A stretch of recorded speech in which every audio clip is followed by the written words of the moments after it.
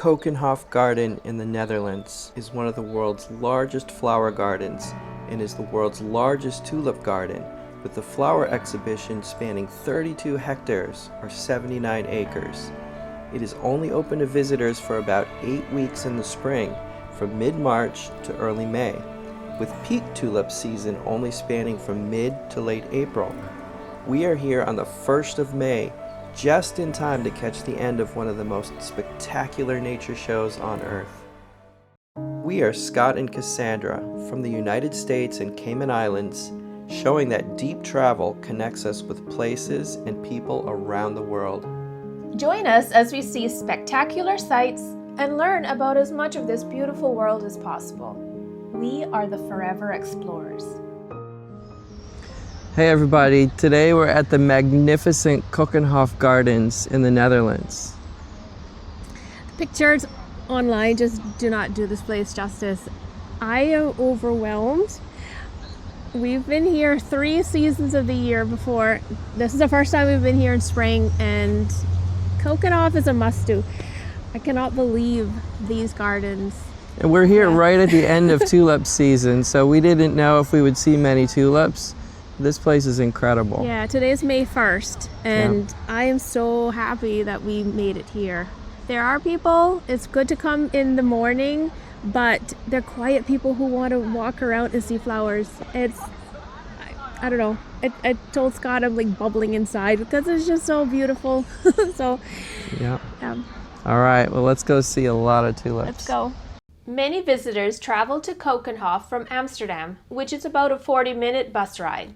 But we prefer to stay in the Utrecht area because it's more central and less busy than Amsterdam. Keukenhof is located in the town of Lisse, but Leiden is the nearest train station. We started our day with about a 45-minute train ride from the Utrecht Vaarse Rijn station to Leiden Centraal station. Due to the popularity and short duration of tulip season, it's necessary to buy Keukenhof tickets well in advance of your visit, and we suggest buying them at least a couple of months ahead of time. We purchased a ticket that included a bus ride from Leiden Centraal station to the Keukenhof front gate. It was easy to find the bus at the station, just to the right after exiting the train station on the southeast side. The Keukenhof bus was clearly marked, and we were greeted very nicely by the staff there.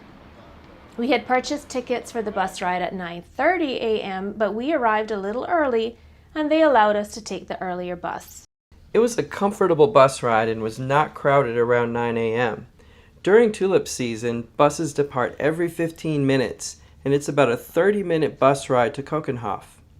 Keukenhof opens at 8 a.m., and the next time we visit, we plan to arrive right at opening to avoid the largest crowds. It was a beautiful ride through the countryside, through small towns and past large agricultural fields. Many of these fields contain tulips and are used for bulb production, but being late in the season, most of the flowers had been clipped off to divert energy to growth of the bulbs. We did see some flowers in the fields, however, and when we were flying into the Netherlands the day before, we saw some large fields with colorful tulips.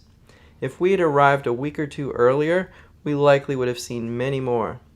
It was incredible to see this from the air and the ground though, and we will try to get here just a bit earlier during a future trip to the Netherlands. When we arrived at the Keukenhof gate, we were greeted by brilliant displays of daffodils, tulips, and other flowers in the front flower beds. Just like everyone else, we took some time to appreciate these dazzling displays and take a couple of selfies before proceeding to the entrance. While we were gazing at all of these flowers near the entrance, we noticed that several large tour groups were arriving. We decided it was time to hurry and enter the park before we were caught up in the crowds.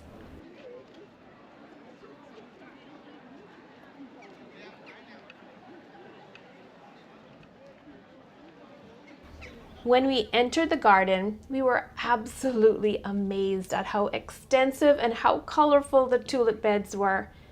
It was near the end of tulip season, and we didn't know how many tulips to realistically expect at this time, but we were not disappointed in the least. There were bright, colorful, healthy tulips everywhere, as far as our eyes could see. We also had a spectacularly beautiful day with bright sunlight, and temperatures were a perfect 25 degrees Celsius. The front section of the park is highly manicured, with perfectly shaped shrubs, terraces, and reflecting pools. Many of the tulip beds in this section were so colorful that several people were there with professional photographers having their photos taken with the stunning flowers.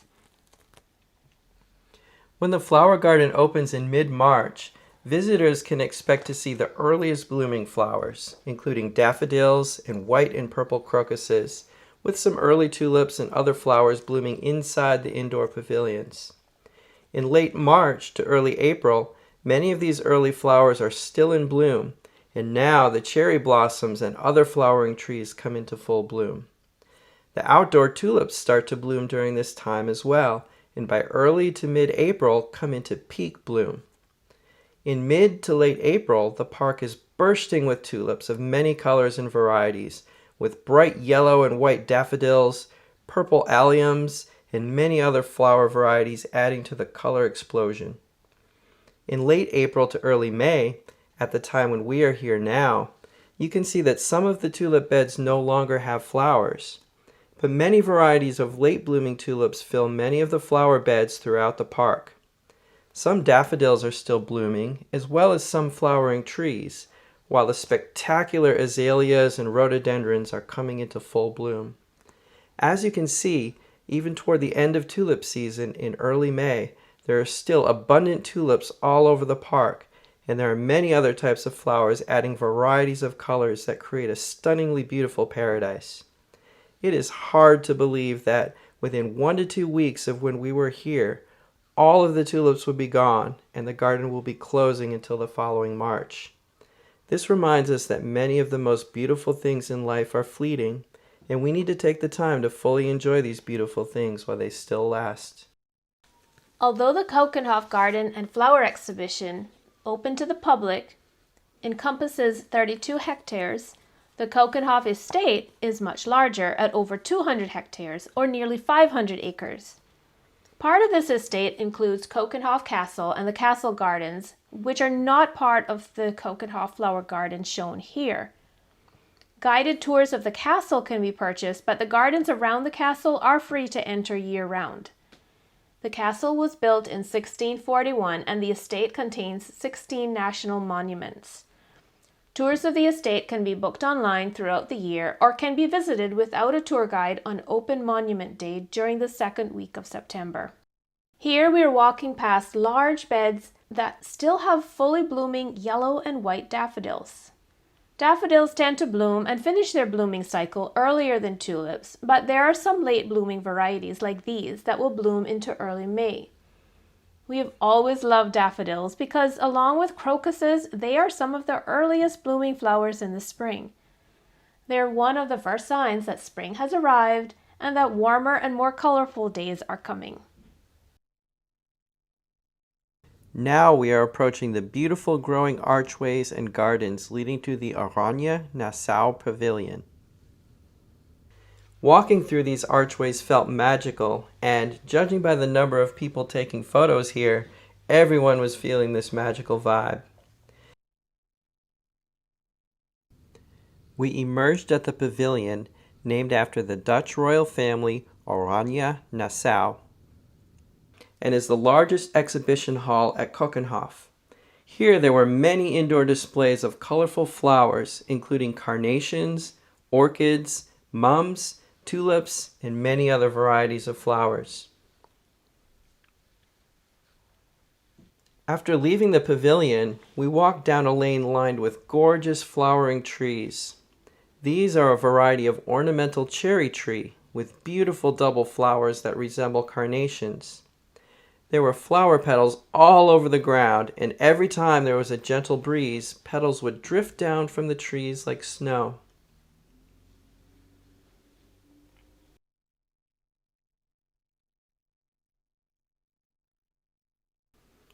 Walking around and behind the pavilion now, we are entering the more central and more shaded part of the park. Here there are many large trees creating enough shade to make us feel comfortable on this warm day, while allowing enough light to penetrate to keep the tulips happy.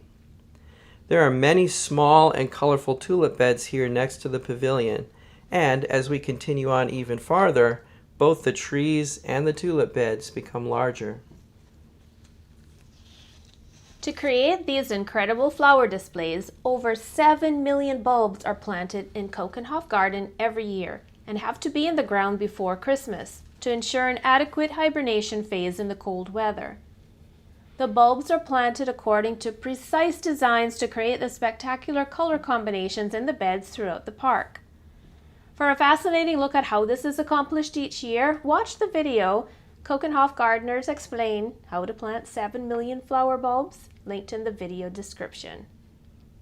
Keukenhof features about 800 different varieties of tulips, making up half of the 1,600 varieties of bulbs planted in the garden each year. In addition to the flowers originating from bulbs, there are over 2,500 trees in the park, comprised of more than 100 different species. Flowering cherry trees are a highlight of the park, and there are around 100 different varieties of cherry trees here. There are also many large grassy areas around the park, and each year around 7,000 kilograms of grass seed is planted. Winding paths allow visitors to meander through every section of the park, and in total, one could walk 15 kilometers if they followed all of the paths. Now we have reached the central canal that runs right through the heart of Keukenhof, leading to a lake that is one of the most iconic parts of the park. With beautiful trees and beds of colorful tulips lining the canal, this is one of the most peaceful parts of the entire garden. Strolling along the winding paths, we did our best to explore every corner of the park, finding many places where there were fewer people and where one could relax and take in all of the surrounding beauty.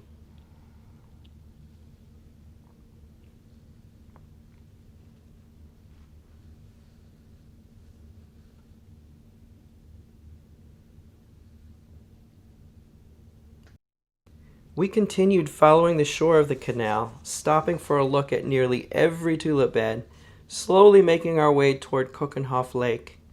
This was a very tranquil area, and as the flower beds seemed to become larger and even more colorful, it felt like the garden was building to a climactic view. Indeed, we found some of the largest and most dramatic flower beds near the shore of the lake, and this was one of the most beautiful, but also one of the most crowded areas of the park. Along the lake shore, we could see that some of the tulip beds were laid out in the shapes of intricate patterns, but it was difficult to tell what these patterns were. It was time to elevate our perspective. Of course, drones cannot be flown in the park, but I had a secret weapon. I attached my 360 camera to an extended selfie stick that extends to 3 meters, or 9.8 feet, and was able to capture this drone-like perspective of the tulip beds. Incredibly, the tulip beds were laid out in the shape of a giant bouquet of tulips, and we were the only ones here able to capture this amazing perspective.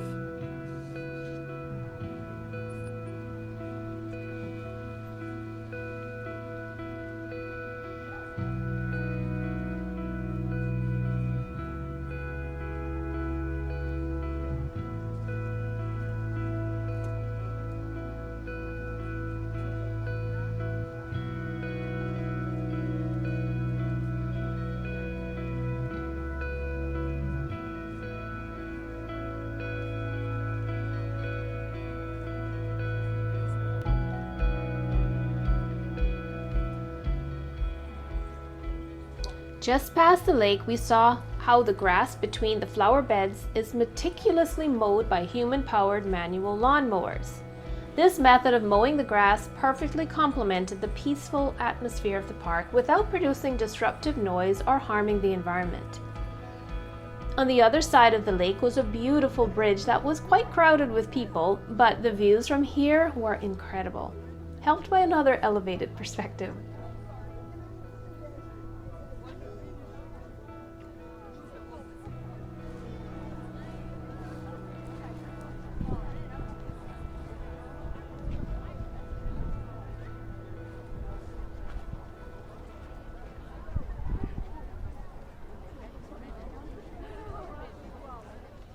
On the north side of the lake, we found some of the tallest trees and beautiful combinations of colors in the tulip beds.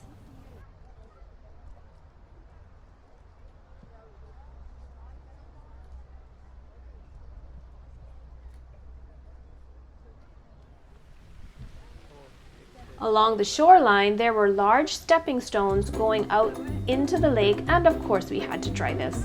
The large numbers of people trying to hop along the stepping stones made it challenging, but it was a lot of fun and gave us some great views of the flowers all around the lake.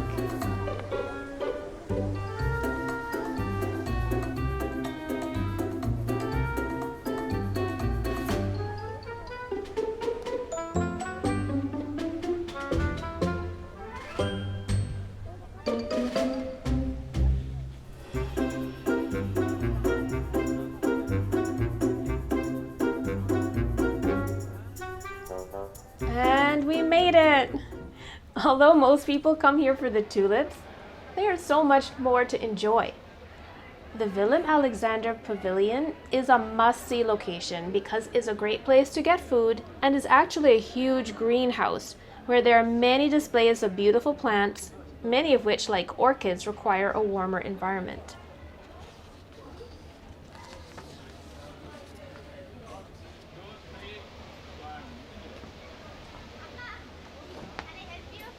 There is also a windmill on the northeast end of the park.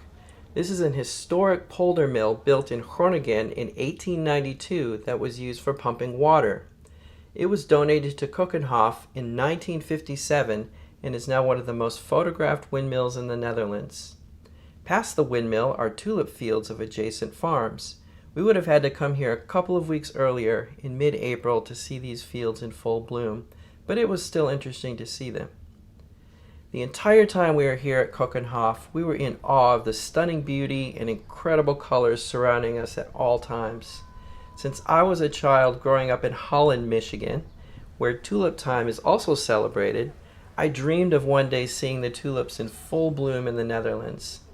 I finally realized this dream at Keukenhof Gardens, and the entire experience was far more beautiful than I had ever imagined.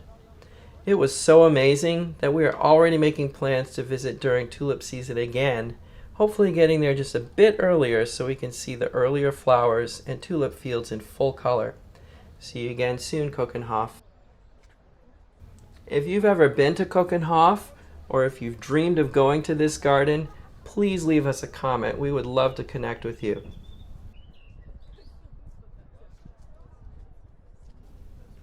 In an upcoming episode, we will show you more of the beautiful city of Leiden, Netherlands. We stopped here briefly on our way to and from Keukenhof and walked into the city for a short time and decided that we'd come back another day to explore the city. We'll take you to the oldest botanical garden in the Netherlands, the Hortus Botanicus at Leiden University. This university is also the oldest in the Netherlands, established in 1575. We'll then walk around the city, explore the birthplace of the artist Rembrandt, and finish the day with traditional Dutch pancakes and walking to 2 different windmills. See you there!